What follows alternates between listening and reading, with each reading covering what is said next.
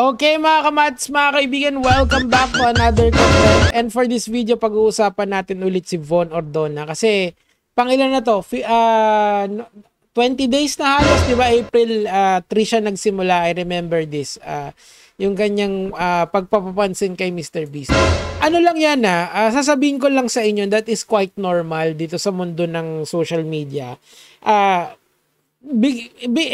yun na lang naaalala nyo ba, iisipin nyo na lang yung mga nakaraan dito sa social media. Naaalala nyo ba, nung 2020, nung maraming nagpapapansin kay Kong TV? Naalala nyo? Or eto pa, si Jawo Motorsports, di ba? Pumunta siya kay Kong TV para mag-prank. Tapos after nun, sobrang bumulusok yung karir ni Jawo as a motovlogger, di ba? And marami pang mga tao na nagpapapansin nun kay Kong TV na nung napansin sila, ayan na, sumikat sila. Inherently, ganun din yung ginagawa ni Von, kaso on a much bigger scale. Do I think na medyo sukot yon? Kind of, pero hindi ko siya masisisi. Sabi ko nga sa inyo.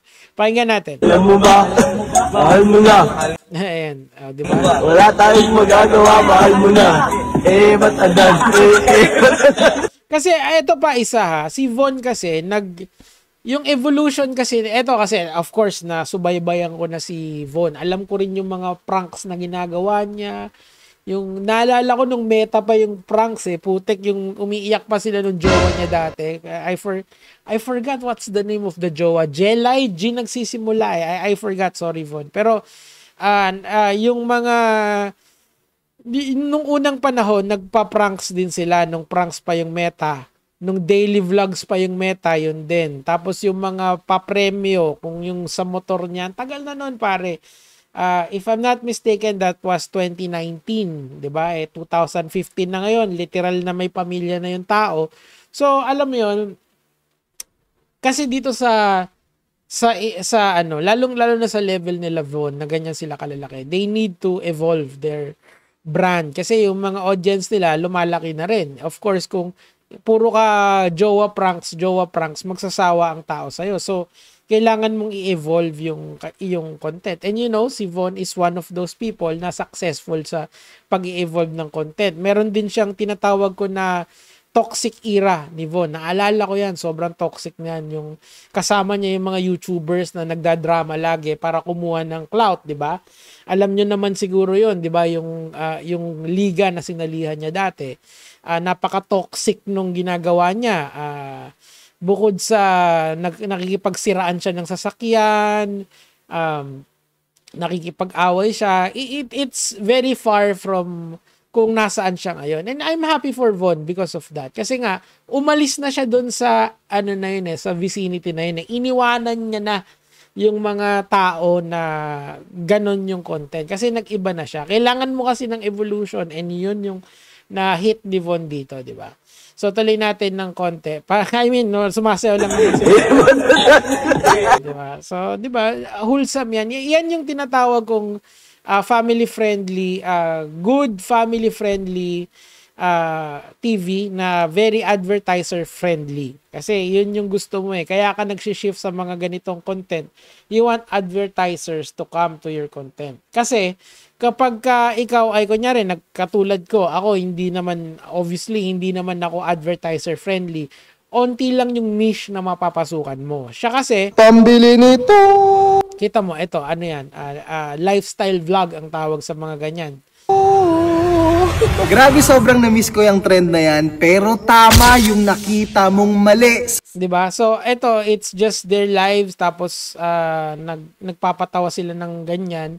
These are called lifestyle vlogs. And of course, within the meron na sila kasing overarching na vlog yung family vlogs, okay? Family vlogs na kasama nila yung mga friends nila. So, ang point kasi nito kasi, kaya ganyan yung advertiser friendly kasi yung mga ganitong klaseng content. Wala silang toxicity. 'Di ba? Nagsasaya lang sila, vina-vlog lang nila yung araw nila. This is why sa Facebook, isa sa mga pinakamalakas na content ay yung walang drama. Kay Jeyoong, kay Ninong Rai, 'di ba? Yung mga food vloggers na na kung na lagi silang nasa Quiapo at naghahanap sila ng bagong scoop doon. Yun na yung malalakas na content ngayon sa Facebook if you want monetization. Okay? Na ano ni Von yun, na hit niya yun. Okay? So, wag nyo siyang sisihin. Halimbawa, umayaw na siya sa sugal. Okay? Kasi nga, totoo lang, masama naman talaga magsugal eh. And, hindi rin sustainable ang sugal unless ikaw ay may-ari ng sugalan. Okay? Kasi, ang intindi ko, there are some influencers that they are part owners of the sugalan. But, if you are just a promoter ng fly-by-night na sugal, na kunyari, yung, yung Philwin, nung naalala nyo nung araw yun, di ba yung Philwin, biglang nawala yun. Bakit? Kasi nga, kaya nawala yung Philwin nun, kasi nga hindi siya sustainable, di ba? Scam siya eh. Pero kapag ka ikaw yung may-ari ng parang makokontrol mo yung pasok ng pera. And I'm glad kay Von na umalis na siya dun sa niche na yon at nagpahanap siya ng niche na mas sustainable. Kasi gusto niyang maabot yung mga matataas na influencers ngayon like si Jeyoong, si Kong TV not so much na ngayon kasi hindi na siya nagpo-post eh. Ngayon nagpolitika pa si Kong, di ba? Of course pag may turn off kasi yung politics sa ibang audience. Pero sabi ko nga sa inyo, pagkatapos na lang natin ng election, i-discuss natin lahat yon in great detail. Huwag kayong mag-alala. May naka-ready na ako. Tuloy natin. Sa picture na to, butas na medyas ang... So, pero hindi na siya nagla-live. Nagla-live pa rin ba siya? Tingnan natin na kung ini-encourage pa rin niya si Mr. Bean. Ito, Mr. B. Ay, Spider-Man. Hindi ba yun? May feastables pa rin. Kaso, si Carly, napakaganda, di ba? Lebron na sila ngayon. Ito. Creating happy moments. Okay. Lucas. Okay. Birthday niya kasi. Pero mali. Meron, ang tanong dito, nag-ano ba sila? Ito. Kasi marami siya kasing nakukuhang criticism sa ginagawa niya. Pero, it's the same as what happened kay Kong back in the day. Kaso mas malaki lang yung production na kailangan mo dito. Nagla-live pa ba sila? Yun yung gusto kong makita eh. Kasi it's just how the internet works, mga kamatis, mga kaibigan. If you want the next level, kailangan pansinin ka. Ayan, 2 weeks ago. Ibig sabihin, hindi na sila nagla-live. Kay Mr. Beast. Mukhang tinigil na nila. LeBron James pumunta sa first birthday celebration. Ito, tingnan natin. Pilipinas and the whole world. Ako, I find it cringe pero not really. Para sa akin talaga, nagtatrabaho lang si Von. It's his job. So, whether or not gusto mo or hindi yung ginagawa niya, it's just, it's something that he does. Okay. Siguro, nakita niya na malabo yung chances dahil of course, kasi ito yung intindi ko kasi sa schedule ni Mr. B sa isang taon Sa isang taon kasi, kunyari ito yung kalendaryo, 12 months yan. Halimbawa lang. May napanood akong podcast kasi na yung kanilang 12 months ay nakaplanado na sila lahat. Okay? Every day of every month has something na ginagawa si Mr. Beast. Either nagsushoot ng video or nagpo-promote kasi malaki yung business empire ni Mr. Beast eh. Ito kasi, itong ginawa ni Von, kaya siya sa tingin kong nagfe-fail is because wala siya sa plano ni Mr. Beast. Okay? Hindi yun kasalanan ni Mr. Beast. Sabi nga nila, you miss the shots that you don't take. Yun lang yung ginagawa ni Von dito.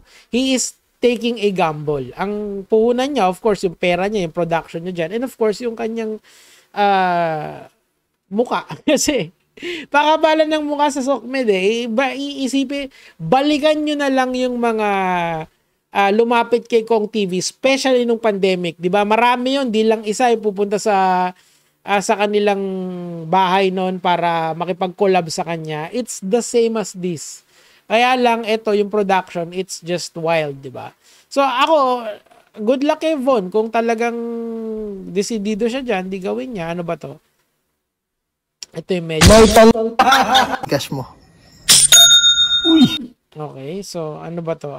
Namimigay siya ng GCash. Tingnan natin kung anong kapalay. Wala lang, namimigay lang talaga ng GCash. Very good siya.